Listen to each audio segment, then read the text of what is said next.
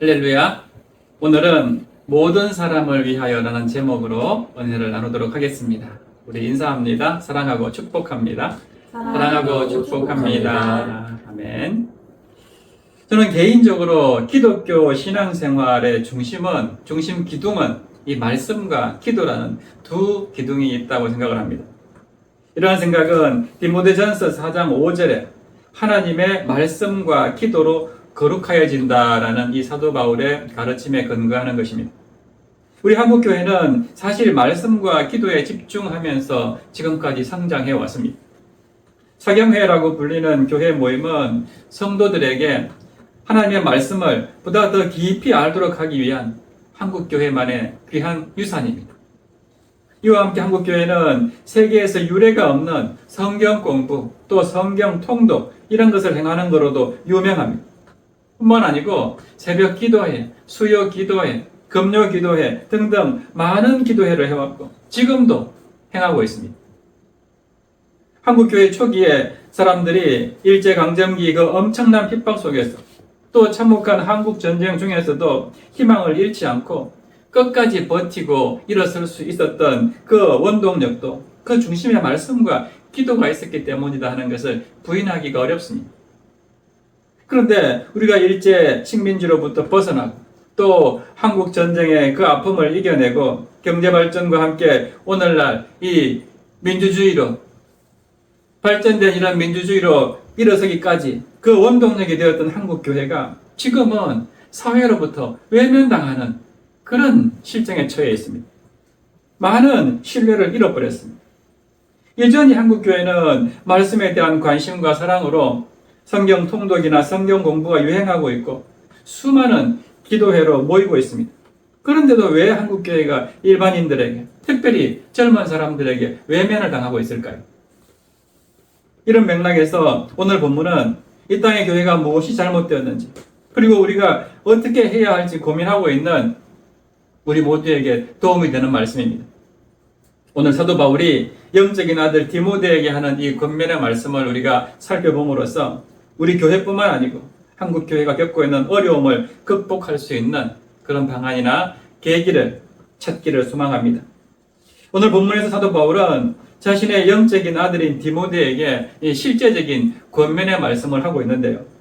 1절에서 보면은 모든 사람을 위하여 간구와 기도와 도구와 감사를 하라고 말씀합니다. 여기서 우리는 두 가지를 주목하게 되는데요. 하나는 모든 사람을 위하여라는 그런 말이고 다른 하나는 간구와 기도와 도구와 감사를 하라는 이 네 가지 용어입니다. 먼저 네 가지 용어 사용에 대해서 살펴보고 앞에서 언급하고 있는 모든 사람을 위하여라는 이 말을 좀 더 우리가 구체적으로 살펴보기를 원합니다. 일단 바울이 사용한 이 네 가지 용어를 보면요. 우리가 모든 사람을 위해서 해야 할 것이 참 많구나 하는 그런 생각을 하게 됩니다. 간구도 해야 되고 기도도 해야 하고 도구도 해야 하고 감사도 해야 하는구나 이렇게 생각하기 때문이죠. 그런데 사실 간구나 기도는 거의 같은 말이라고 할 수 있습니다. 이 기도와 간구는 헬란 말로 보면은 프로슈케 또 데시스라고 이렇게 본문에는 표현을 하고 있는데요. 두 단어는 다 기도라는 그런 의미로 동의어로 사용이 되고 있습니다. 그래서 어떤 단어로 우리가 번역을 하더라도 다 기도한다는 것으로 번역을 합니다. 또 도구라는 것은 우리가 흔히 중보기도라는 그런 말로 번역을 하는데요. 일반적으로 그냥 기도라고도 번역하기도 합니다. 그리고 감사라고 표현되어 있는 것은 원래 헬란 말로는 유카리스티아라고 해서 성만찬을 의미하는데 그러나 일반적으로는 감사의 기도 또 그냥 기도를 사용하는 그런 단어로 사용되기도 합니다. 그러니까 이 네 가지 도구와 기도와 또 간구와 감사 이것은 다 기도에 대한 다른 표현이라는 것을 알 수가 있습니다. 그러므로 사도 바울이 이 네 가지 용어를 사용하면서 의도하는 것이 무엇이겠습니까? 기도에 대한 네 가지 표현을 이런 것이 있다고 구분하는 그런 목적이 아니고 모든 사람을 위해서 이렇게 다양한 기도가 있다 하는 것을 알려주고 우리가 상황에 맞게 다양한 기도를 하기를 권면한 것으로 이해를 할 수가 있습니다. 특별히 이 네 가지는 모든 사람을 위한 것과 관련이 있기 때문에 사람에 따라서 또 각 사람의 형편과 사정에 따라서 어떤 경우에는 간절하게 구하는 간구의 기도를 할 수도 있고, 어떤 경우에는 다른 사람을 위한 중보 기도를 할 수도 있고, 또 어떤 경우에는 다른 정말 은혜가 감사해서 감사의 기도를 올려드릴 수도 있고 등등, 이런 각 사람이 처한 상황에 따라서 어떤 기도를 할지 여러분들이 그런 기도를 택해서 기도를 했으면 좋겠다 하는 그런 의미로서 이런 표현을 한 것으로 보입니다. 그런데 바울이 디모데에게서 모든 사람을 위해서 기도하라라고 권면한 것은요, 그 당시에 교회 지도자들이나 성도들이 이 기도의 대상을 정해놓고 있었다는 그런 전제가 깔려 있습니다. 다시 말씀드리면은 교회 지도자들이나 성도들이 어떤 사람을 위해서는 기도하면서 어떤 특정 대상은 기도의 대상에서 빼버렸다는 것입니다. 그 내가 마음에 드는 사람을 위해서는 기도하고 또 내가 필요한 사람을 위해서는 기도하지만은 내가 싫어하는 사람 또는 내가 싫어하는 어떤 조직에 대해서는 기도를 안 했다는 것이죠. 이러한 분위기에서 바울이 뭐라고 합니까? 그러지 말고 모든 사람을 위해서 도구하고 기도하고 또 간구하고 감사하라라고 이렇게 권면하고 있습니다. 그러면서 우리 그리스도인들은 마땅히 그렇게 해야 한다는 것입니다. 사실 우리가 기도하다 보면은 교인들만은, 우리 교회 교인들만을 위해서 기도한다든지 아니면은 그 교회의 가족들, 불신 가족들을 위해서만 기도한다든지 아니면 우리나라 이 땅의 교회들, 한국 교회들의 문제들만 놓고 기도할 때가 적지 않습니다. 그런 우리에게 본문의 바울은 모든 사람들을 위해서 기도하라라고 권면하고 있다는 사실입니다. 바울이 말하는 모든 사람이 구체적으로 무엇인가 하는 것은 오늘 본문 2절에서 언급을 하고 있는데요. 임금들과 높은 지위에 있는 모든 사람을 위하여 하라라고 구체적으로 언급합니다. 바울 당시에 이 임금들이라고 하면은 그 팔레스타인 땅을 다스리고 있던 유대 임금들, 즉 헤롯 대왕과 그 아들들, 그 자손들일 수도 있고 또 로마 제국 안에 있던 황제들까지 포함한다라고 볼 수가 있습니다. 그리고 높은 지위에 있는 사람들이라고 하는 것은 당시 그 유대교 지도자들뿐만 아니고 로마 제국의 모든 관리들까지 염두에 둔 그런 의미로 우리가 받아들일 수가 있습니다. 사실 이런 바울의 권면은 오늘 우리에게는 별로 낯설지가 않습니다. 왜냐하면 우리도 우리나라 대통령과 또 고위 관리들, 또 심지어 다른 나라 대통령들과 관리들을 위해서도 기도할 때가 있기 때문입니다. 특별히 하나님이 단지 우리 교회와 성도님들의 가정만 다스리는 게 아니라 전 세계를 다스리는 그런 분이시기 때문에 이런 기도 요청은 어찌 보면 당연한 것으로 보입니다. 그런데요, 우리는 그 당시 초대교회의 분위기를 염두에 둘 필요가 있습니다. 특별히 바울 당시의 초기 기독교의 상황을 우리가 살펴볼 필요가 있는데요. 우리가 알다시피 기독교는 유대교로부터 나왔습니다. 특별히 유대교는 예수님을 하나님으로 고백하는 이 기독교를 이단으로 취급했습니다. 그래서 예수님이 하나님의 아들이라고 그러니까 신성 모독한다 그러면서 십자가에 달아서 죽이기까지 하지 않았습니까? 또 그 예수님을 따르는 수많은 사람들을 붙잡아 죽이려고 했습니다. 이러한 유대교의 행태를 가장 앞장서서 지지하고 실행에 옮겼던 인물이 바로 이 디모데전서 후서를 썼던 사도 바울이었습니다.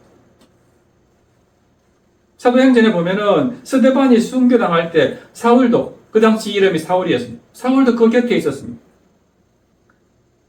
그뿐만 아니고 유대 사회에서 기독교인들이 출교를 당하고 박해를 당하는 상황이 오니까 수많은 기독교인들이 이제 유대 사회가 아닌 로마 제국의 각지로 다 뿔뿔이 흩어졌습니다.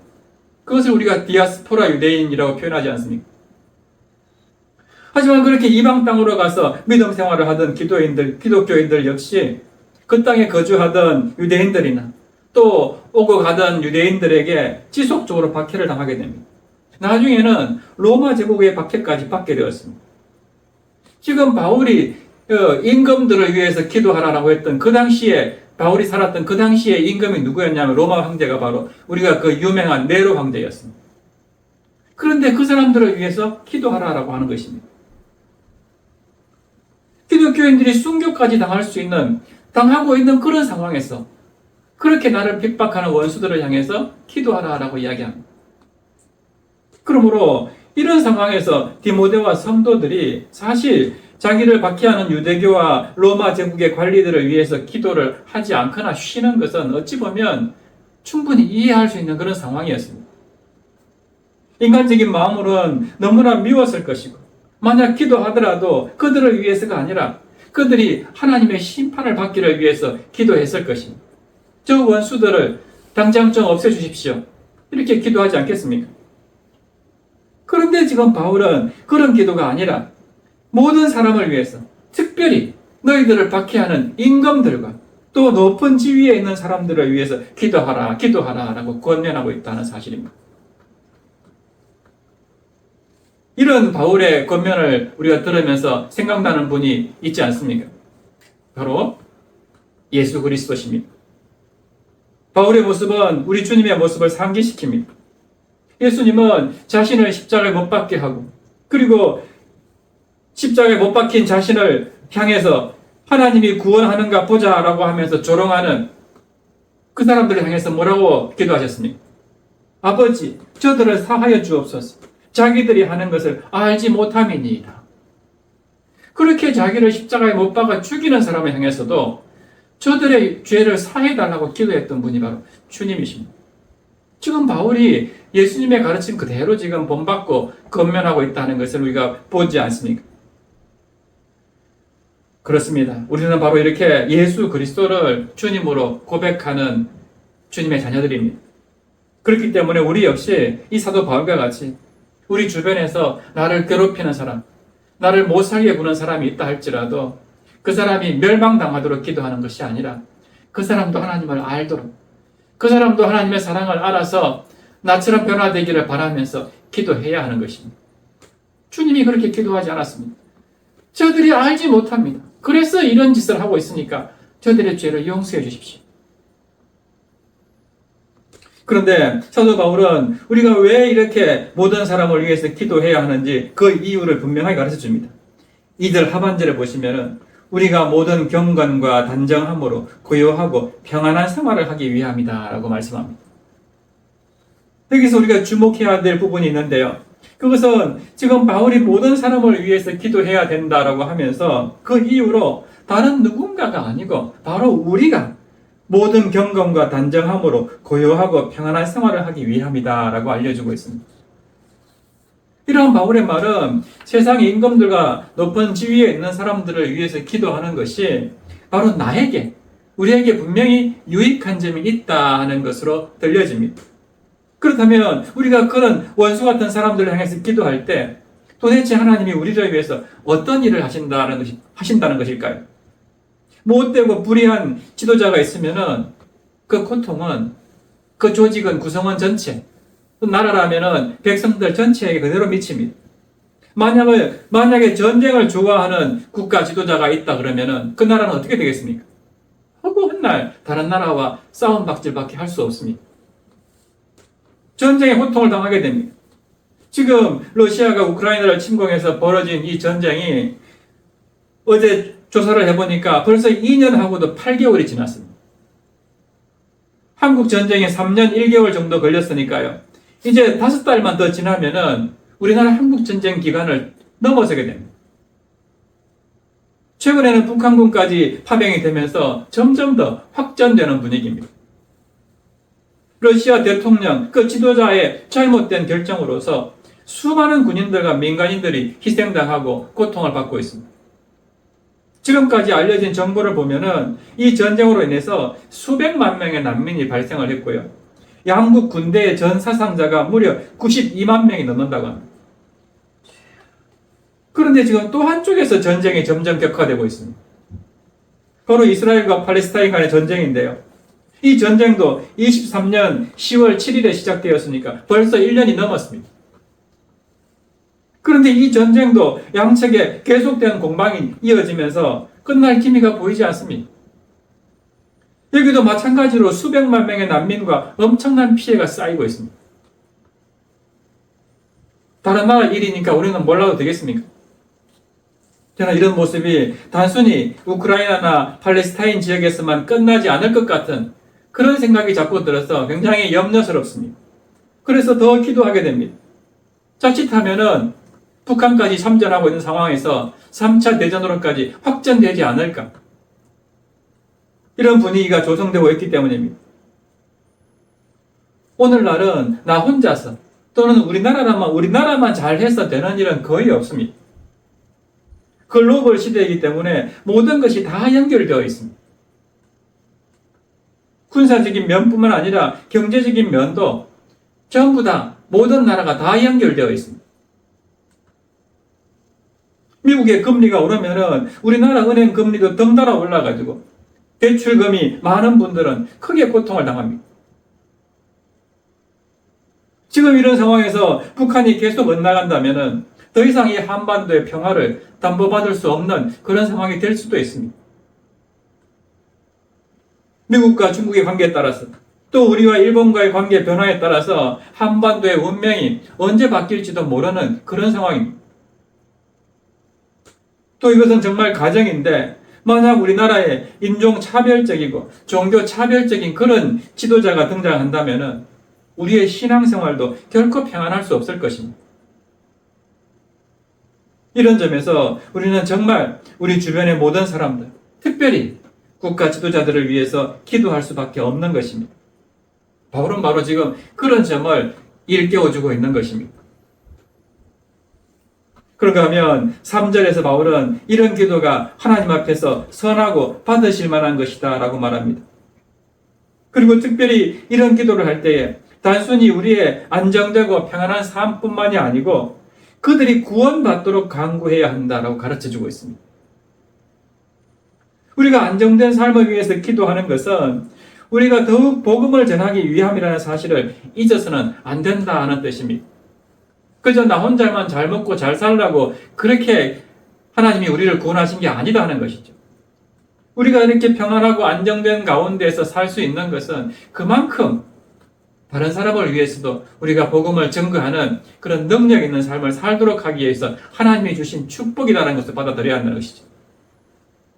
이런 점에서 우리는 국가 지도자나 세계 정상들, 또 정치인들, 경제인들이 믿음을 가지고 일할 수 있도록 그렇게 기도해야 합니다. 그래서 그들이 하나님을 알게 되면은 하나님 나라의 가치를 이 땅 가운데 실현하게 되기 때문이죠. 특별히 4절은 우리가 왜 기도해야 하는지, 기도의 그 중심 내용이 무엇이어야 하는가를 가르쳐 줍니다. 4절 말씀 보겠습니다. 하나님은 모든 사람이 구원을 받으며 진리를 아는 데에 이르기를 원하시느니라. 아멘. 하나님은 모든 사람이 구원을 받고 진리를 아는 데 이르기를 원하신다라고 말씀합니다. 그렇기 때문에 우리는 모든 사람의 구원을 위해서 그리고 그 모든 사람들이 진리를 알도록 기도해야 하는 것입니다. 내가 구원하는 거 아니지 않습니까? 나를 통해서 하나님께서 그 구원의 역사가 일어나도록 기도해야 하는 것입니다.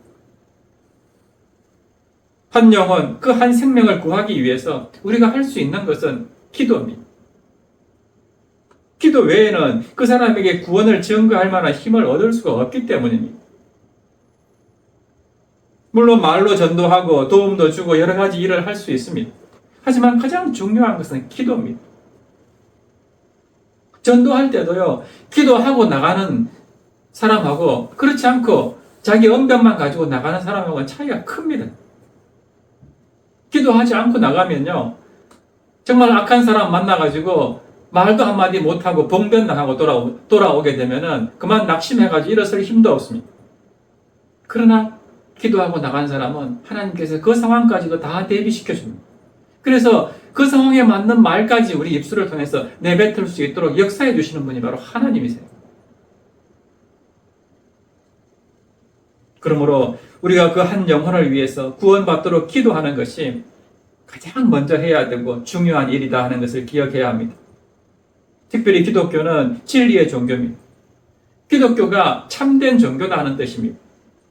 그렇기 때문에 기독교는 항상 거짓에 대항하고 거짓에 저항하고 그것을 밝히 드러내는데 힘써왔습니다.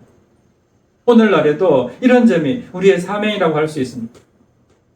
이 땅 가운데는 정말 거짓된 것들이 너무나 많습니다.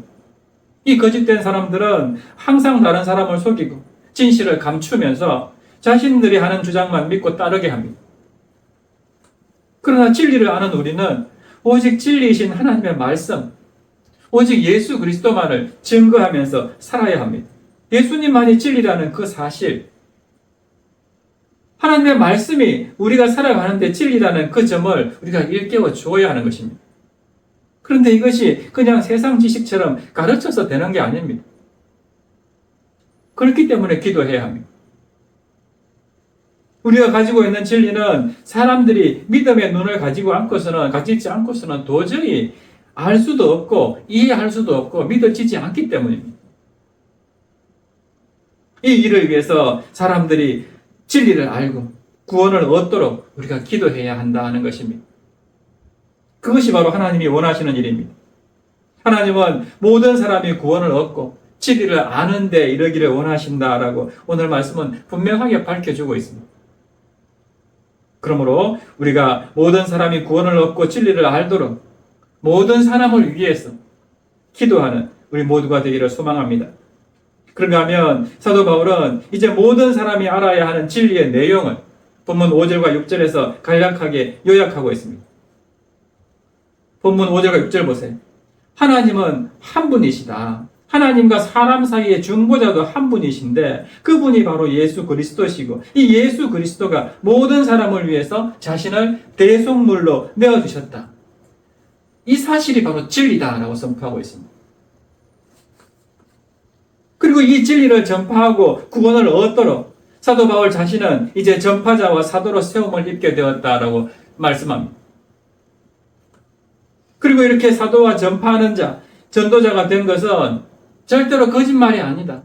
참말이다라고 이야기합니다.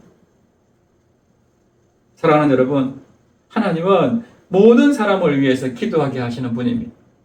내가 좋아하는 사람, 나에게 특별히 영향을 주는 사람에게만 기도하라고 하시는 분이 아닙니다. 오늘 본문을 자세히 살펴보면요. 1절, 또 2절, 6절 말씀에 보면은 계속해서 반복되는 말씀이 나옵니다. 1절과 2절, 6절 말씀 보세요. 반복되는 말씀이 무엇입니까? 모든 사람을 위하여라는 말입니다. 모든 사람을 위해서 기도해야 하는데 그것은 다름이 아니라 예수님께서 모든 사람을 위하여 자기 몸을 대속물로 주셨기 때문입니다. 모든 사람이 구원받기 위해서 대속물로 주셨기 때문에 우리도 어떤 사람만 구원받는 게 아니라 모든 사람이 구원을 받을 수 있도록 모든 사람을 위해서 기도하라 하는 것입니다. 예수님은 나를 위해서, 우리 가족만을 위해서, 우리 교회만을 위해서 죽으신 분이 아닙니다. 모든 사람을 위해서 죽으셨다는 것입니다. 그래서 하나님은 모든 사람이 구원받기를 원하시는 것입니다. 그러면 우리는 어떻게 해야 됩니까? 내가 판단해서 저 사람한테는 전도할 필요가 없겠다. 저 사람은 굳이 하나님 못 알아도 될 것 같다. 저 악한 사람이 무슨 구원을 받아. 이렇게 해서는 안 된다는 것이죠. 그 악독한 네로 황제를 위해서도 기도하라고 말씀하지 않습니까? 절대로 내 생각으로 어떤 사람을 위한 기도 제목을 명단에서 빼뿌리고 어떤 사람은 아예 그냥 나의 기도 대상에서 삭제하는 그런 일을 해서는 안 됩니다. 모두가 구원받고 진리를 알도록 더욱 기도해야 한다 하는 것입니다. 특별히 사도 바울은 우리 주변의 지도자들, 높은 고위 관리들을 위해서 더욱 기도하라라고 말씀합니다. 특별히 우리나라는 정말 기도가 필요한 때입니다. 정계뿐만 아니고 경제계, 교육계, 언론계, 사법계, 심지어 우리 이 교계까지도 편이 갈라져서 갈등과 분열이 굉장히 심각한 상태입니다. 그러므로 우리는 좌로나 우로나 치우치지 말고 정말 하나님의 온전하신 뜻, 그걸 잘 분별해서 모든 사람을 위해서 기도할 수 있어야 할 것입니다.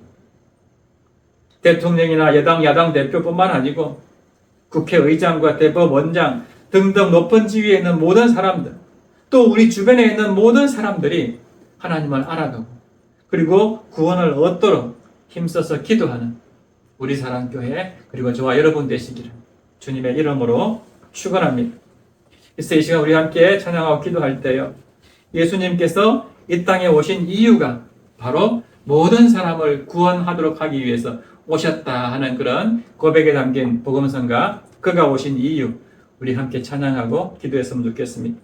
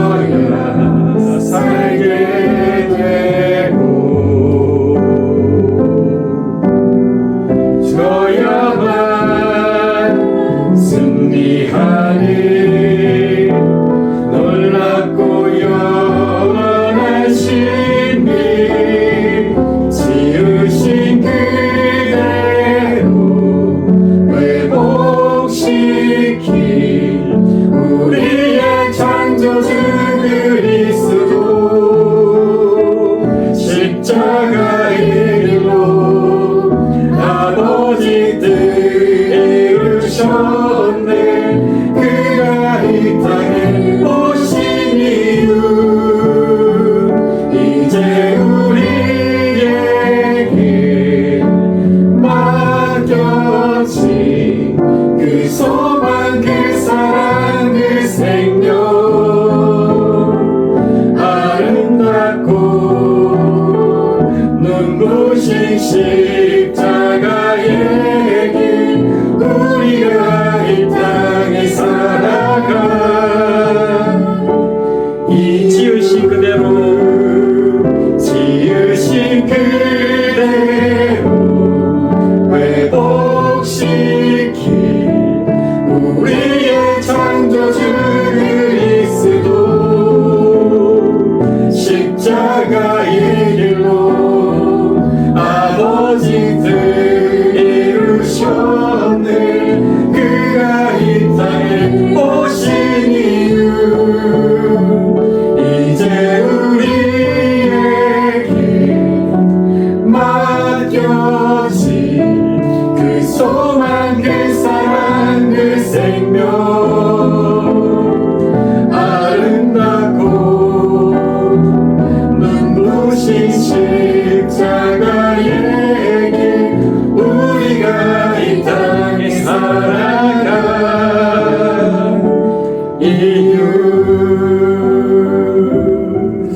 아버지 하나님, 이 시간 우리 함께 말씀 붙잡고 기도하기를 원합니다. 오늘 사도 바울의 가르침처럼 우리가 모두가 구원받고 모두가 진리를 아는 데 이르도록 기도하기를 원합니다. 예수님께서 우리를 위해서 죽으신 이유, 그가 오신 이유는 바로 모두가 구원받기를 위한 그 길을 우리에게 가르쳐 주기 위해서 모든 죄를 대신 지시고 죽으셨다는 것 우리가 분명히 알고 모두가 구원에 이르도록 모두가 진리를 아는 데 이르도록 기도하는 우리 모두가 되게 해 주시옵소서. 우리 이런 마음으로 함께 주님 이름 부르시며 기도합니다. 주여, 살아계신 하나님 아버지, 그렇습니다. 주님께서 이 땅에 오신 이유, 그것은 바로 모두가 구원을 받고 모두가 진리를 아는 데 이르도록 하기 위해서 아버지 우리 모든 죄를 지시고 십자가에 달려서 죽으셨다는 것 우리가 분명히 기억하게 해 주시옵소서. 그래서 내 원수라 할지라도 아버지 내 마음대로 그 구원의 명단에서 삭제하는 그런 어리석은 자 되지 않게 하여 주시옵소서. 모두가 구원받을 수 있도록 그 주님의 십자가 사랑을 우리가 전하고 나누고 선포하는 그런 진정한 그리스도의 삶을 우리가 살기를 원합니다. 아버지 우리를 그렇게 사용해 주시옵시고 우리 교회가 그 사명을 넉넉하게 감당하게 하여 주시옵소서. 특별히 우리 주변의 지도자들과 위정자들을 위해서도 우리가 기도하기를 원합니다. 아버지 하나님, 우리가 정말로 하나님의 나라를 만들어가기 위해서 필요한 것들 아버지 모든 사람들을 위해서 우리가 간절히 기도하고 그들을 위해서 아버지 하나님을 알도록 아버지 하나님 우리가 마음껏 사용되게 하여 주시옵소서.